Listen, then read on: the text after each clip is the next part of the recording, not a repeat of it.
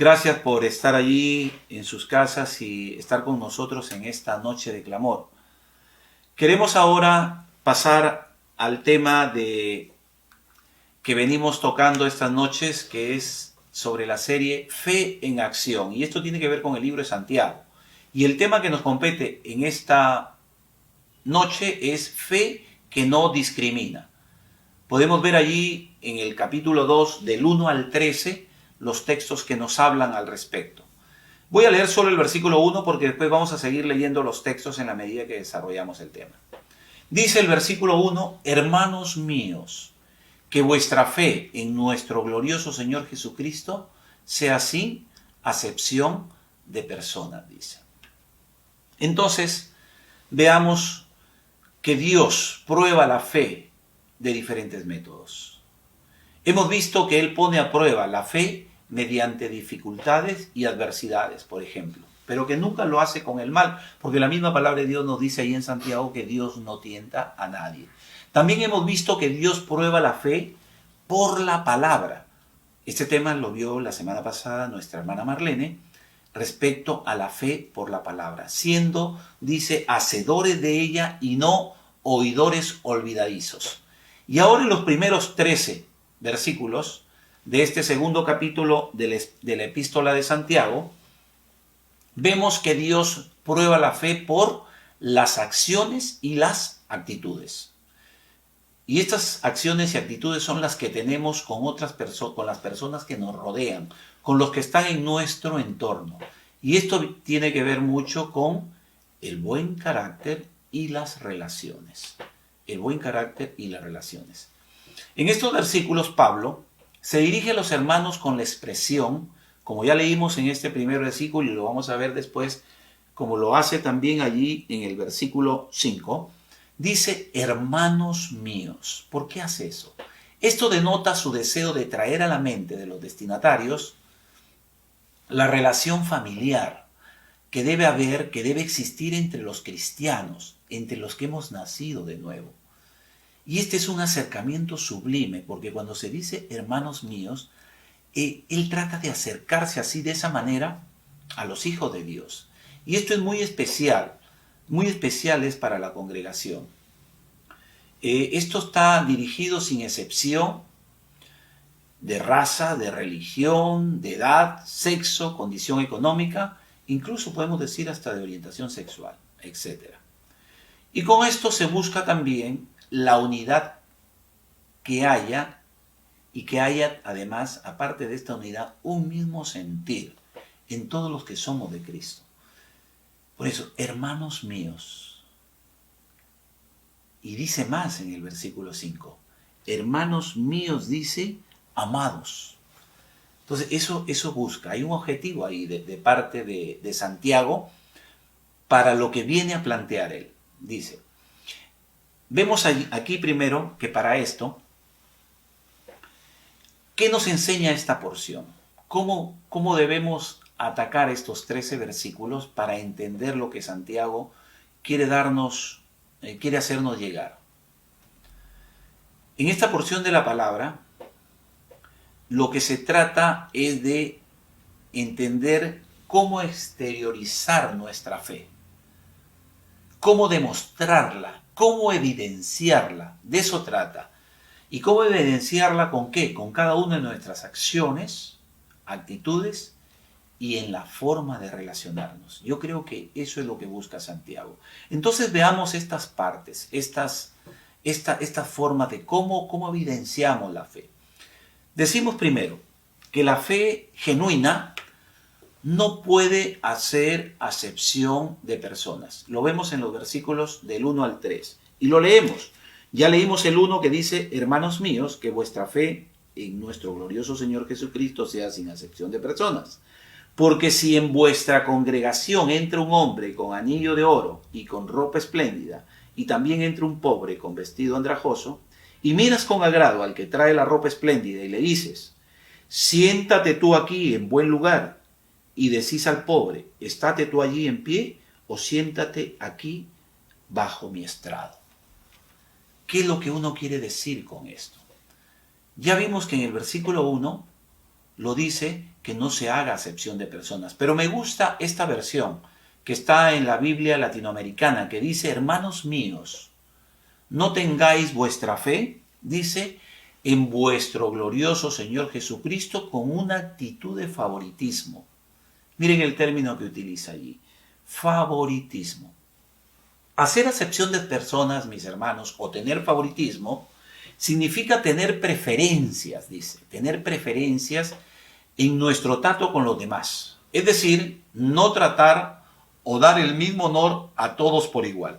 De eso se trata, no darle a cada uno el mismo trato.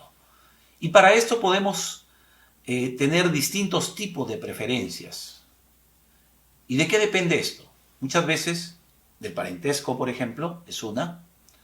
Los sentimientos. Cuando hablamos de parentesco podemos hablar pues, de alguien cercano, de mi primo, de mi hermano. Siempre uno tiene adhesión más a los que están más cerca.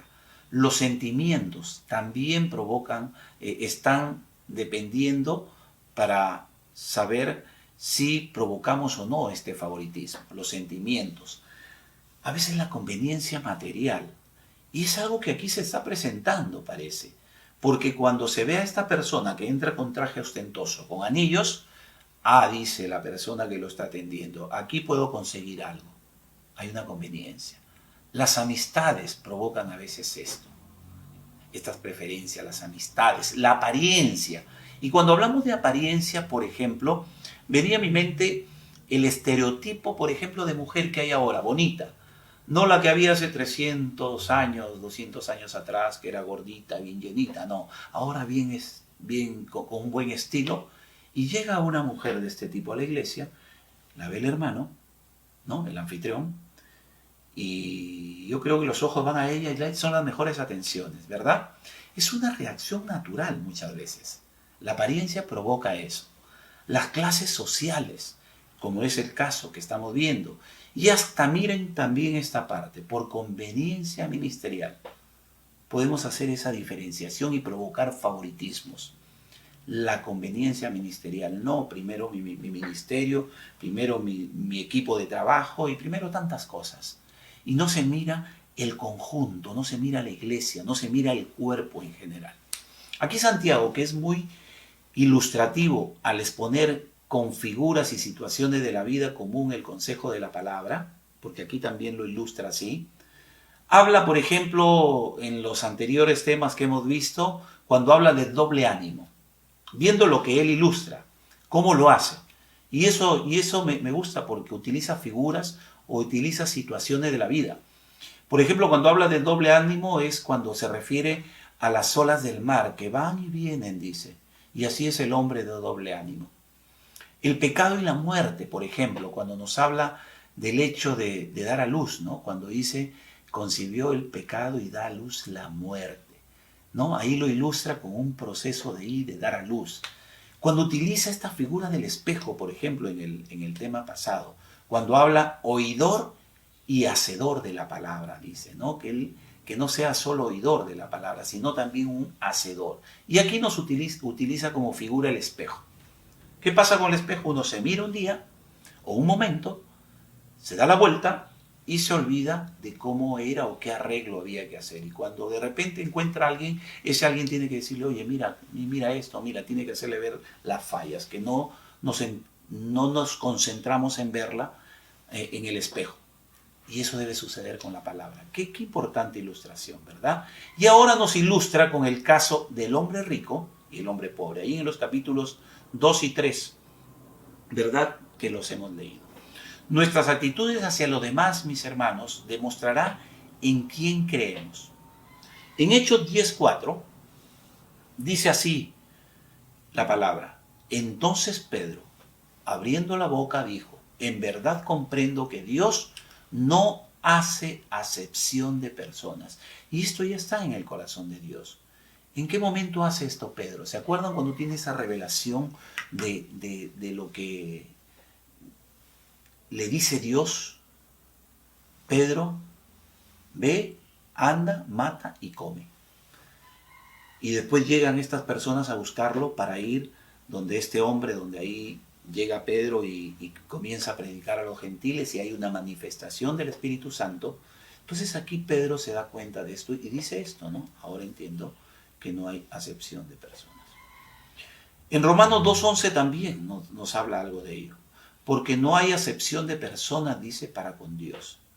Y también en el Antiguo Testamento Dios ya estaba preocupado por esto cuando da el consejo a su pueblo por medio de Moisés, ahí en Deuteronomio 10:17, cuando dice así: porque Jehová vuestro Dios es Dios de dioses y Señor de señores, Dios grande y poderoso y temible, que no hace acepción de personas ni toma cohecho.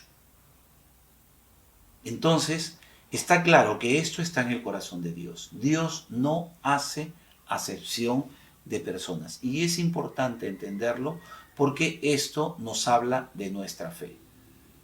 ¿Qué debemos hacer? Aquí Santiago nos está ilustrando que esta es una orden, hay algo imperativo, que lo vamos a ver después.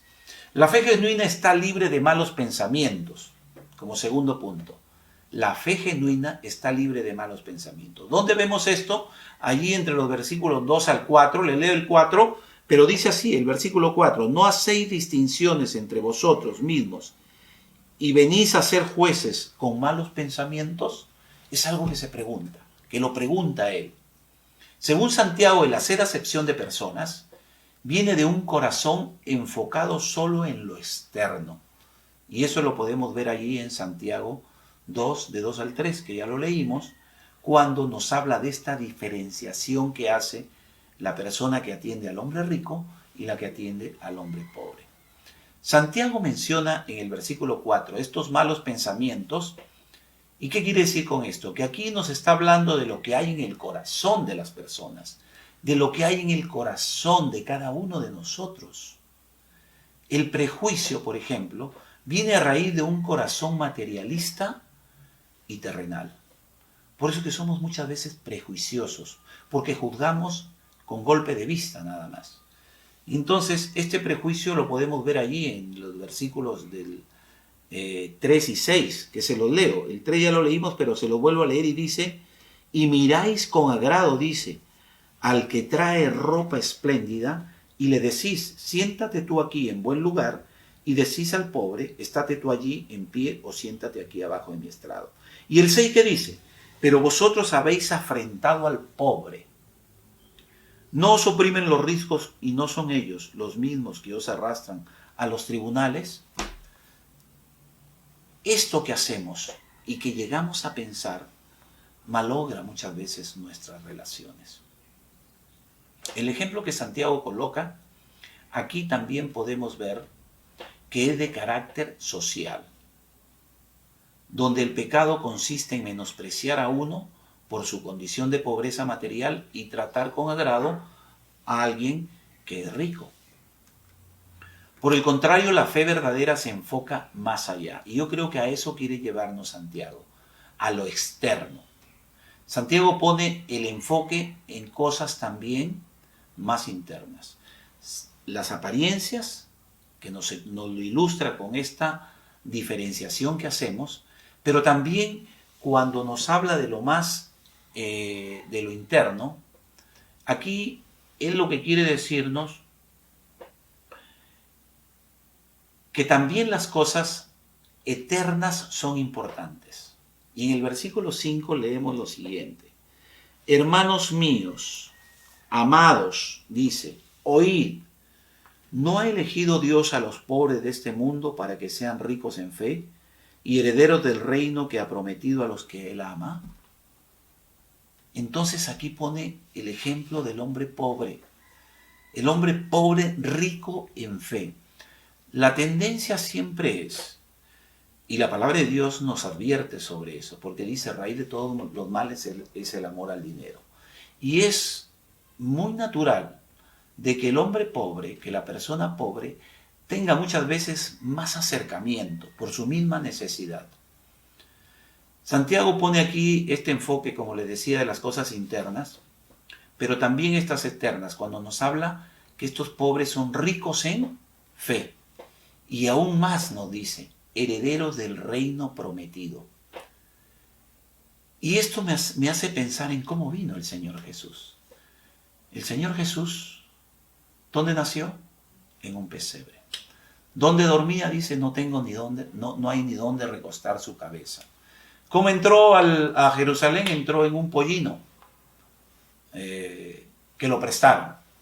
¿Dónde murió? En una cruz que no era tampoco de él, prestada. ¿Dónde lo enterraron? En un sepulcro prestado. No tenía nada.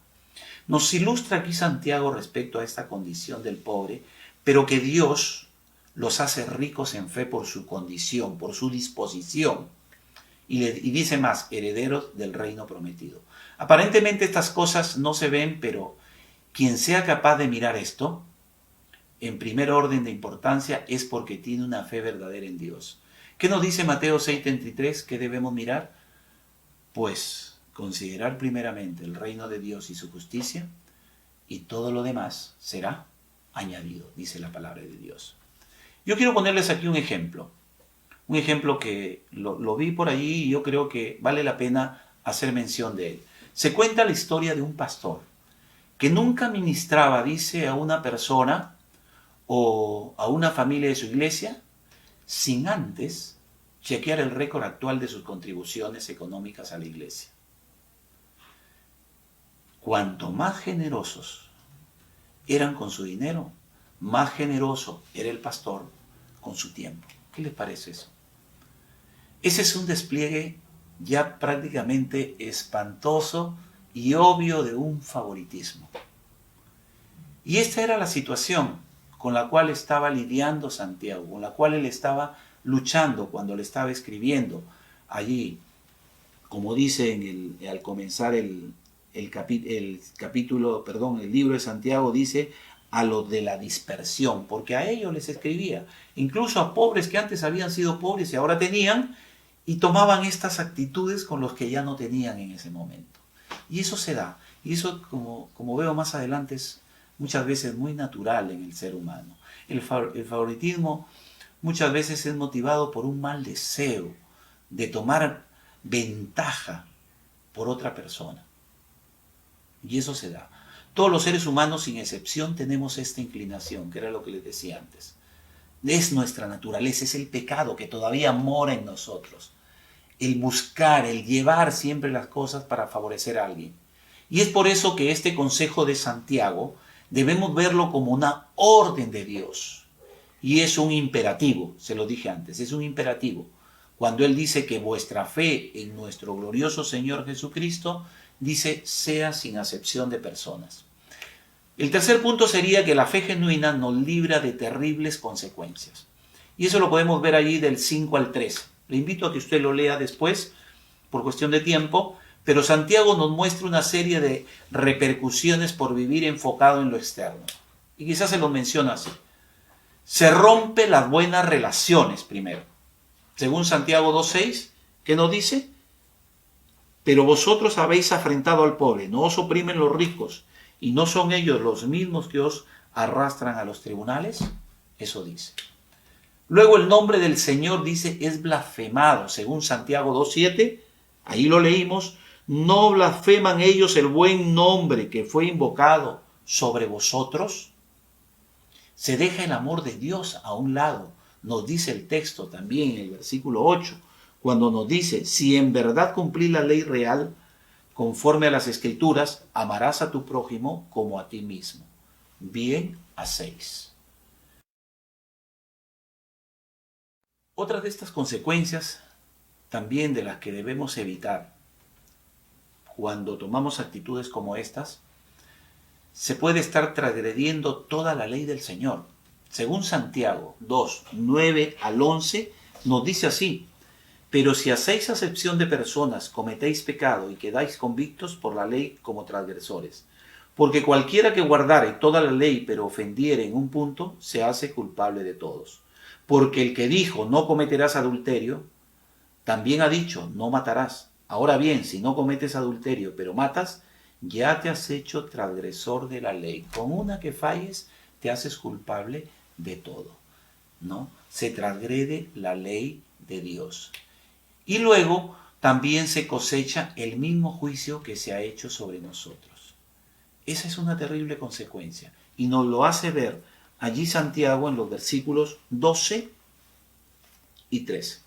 Dice, así hablad y así haced, como los que habéis de ser juzgados por la ley de la libertad. ¿Cuál es la ley de la libertad ahora? Esa ley que ya está en nuestro corazón, la de la gracia que tomamos del Señor. Porque dice, juicio sin misericordia se hará con aquel que no hiciere misericordia.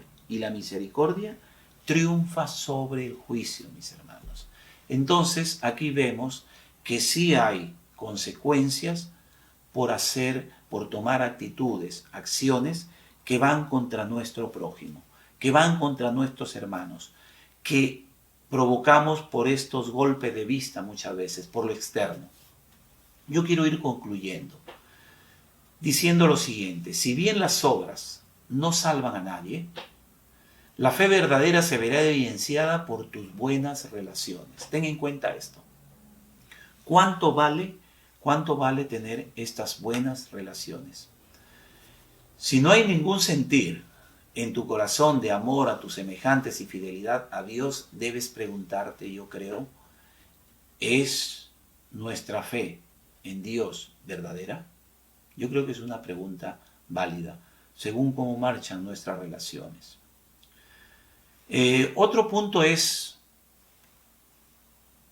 que creo que vale la pena concluirlo también así, dice, pero fe en Dios principalmente es tener buenas actitudes. Las actitudes cuentan mucho y esas actitudes tienen que ser hacia los demás y formar igualmente buenas relaciones que honren al Señor. Así que si usted hace lo primero y no lo segundo en fe, esto implica y esto quiere decir que no le dará a usted una correcta adoración a Dios. ¿Qué quiere decir esto? Que si usted, como dice allí lo que le comenté hace un momento, tiene buenas actitudes hacia los demás, pero algo que nosotros acostumbramos a hacer, como lo que estamos haciendo en este momento, acostumbro a estar en mi culto de oración, acostumbro a orar todas las mañanas, tengo ya formas de vida cristiana que son loables y son muy buenas, pero si mis relaciones fallan, entonces dejo invalidado, como dice allí el texto de Santiago, ahí en 2:9 al 11, invalido todo. Entonces Dios nos quiere, digamos, completos, ¿verdad? Y por último, yo creo que nuestra predicación no tendrá el efecto deseado si antes no estamos predicando con la vida. Yo creo que cuenta mucho el testimonio. Aquí cuenta mucho el testimonio.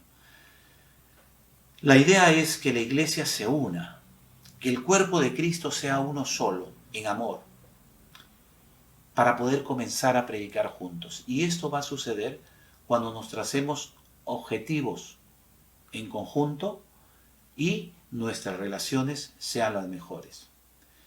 Allí podemos ir y salir, predicar con fervor, y esto nos llevará a que nuestra relación mejore, porque estamos consiguiendo el objetivo que Dios quiere: ir y predicar el Evangelio a toda criatura, porque lo hacemos en esa unidad. Debemos tomar en cuenta también las consecuencias naturales de vivir una fe incorrecta. Si Dios las ha plasmado aquí en la Escritura, aquí en el libro de Santiago, en el capítulo 2, entonces es porque es algo muy importante a considerar. Yo quiero terminar con un ejemplo que lo escuché hace un tiempo y me gustó mostrarlo. Yo le voy a decir allí a usted, contextualice en su mente a Jesús en este tiempo. Y pregúntese cómo se presentaría Jesús en este momento, cuando vengan las condiciones diferentes y podamos llegar al templo. ¿Cómo se presentaría Jesús en nuestro templo? ¿Cómo llegaría? Según lo que ya sabemos de él era de Nazaret. ¿Y se acuerdan que alguien dijo por ahí, de allá puede venir algo bueno? Bueno, este Jesús de ahora que nosotros tendríamos, vendría de provincia, vendría no de acá de la capital. Él sería de provincia, de repente viene de la selva, de la sierra o de algún lugar de la costa, pero no del lugar. Su forma de vestir, ¿cómo sería? Diferente a la nuestra, a la de la capital. Su forma de hablar, diferente, cómo hablan en la selva, cómo hablan en la sierra. ¿Cómo lo recibe usted? ¿Cómo sería ese Jesús ahora? Miren que a veces cómo podemos juzgar, y como lo hicieron en ese tiempo los judíos, con alguien que vino a darnos esta libertad. Tuvieron un juicio errado, y muchas veces nos podemos equivocar en estas condiciones. Por eso es que siga usted allí contextualizando a ese Jesús, y acuérdese cómo lo recibiría usted en la iglesia. Dios lo bendiga, hermanos. ¿Qué les parece si oramos? Padre amado, gracias por este tiempo. Gracias por tu amor, por tu misericordia. Gracias por hablar a nuestro corazón.